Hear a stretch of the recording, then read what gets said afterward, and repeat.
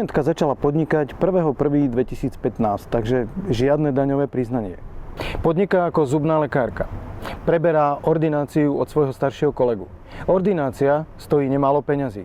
Klientka zakladá svoj byt, aby mohla časť peňazí vrátiť svojmu bývalému kolegovi. Ale chýba nám ešte druhá polovica. Tu vzniká dosť veľký problém, nakoľko ordinácia je síce v bytovom dome, ale je klasifikovaná ako nebytový priestor. Máme dve možnosti.